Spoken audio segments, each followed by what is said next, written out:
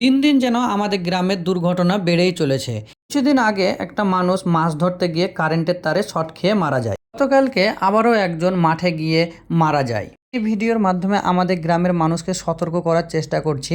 আমাদের এই যে তেলকারের বিলের উপর দিয়ে অনেক 33,000 এবং 11,000-এর লাইন বেরিয়েছে, যেগুলোতে প্রতিটাতেই কিন্তু কারেন্ট রয়েছে। এই লাইনগুলো যদি কাটা হয় তাহলে আমাদের গ্রাম সহ অনেক গ্রাম কিন্তু কারেন্ট বন্ধ হয়ে যাবে, তাই এগুলোতে বাধ্যতামূলক কারেন্ট কিন্তু রাখতে হয়েছে।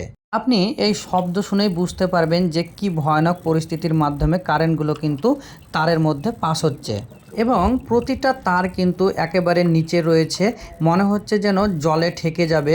তাই আমি সবাইকে বলতে চাইছি, ভাই যারা মাঠে যাওয়া আসা করবেন তারা অবশ্যই একটু খেয়াল রাখবেন, কারণ তার একেবারে জলে ঠেকে যাওয়ার মতন পরিস্থিতি। বিশেষ করে যারা মাছ ধরতে যাচ্ছেন এবং পাটের জাগ নিয়ে আসছেন, নিয়ে যাচ্ছেন, তারা অবশ্যই এগুলো খেয়াল রাখবেন, কারণ একটু ভুল হলেই কিন্তু আপনার প্রাণ চলে যেতে পারে।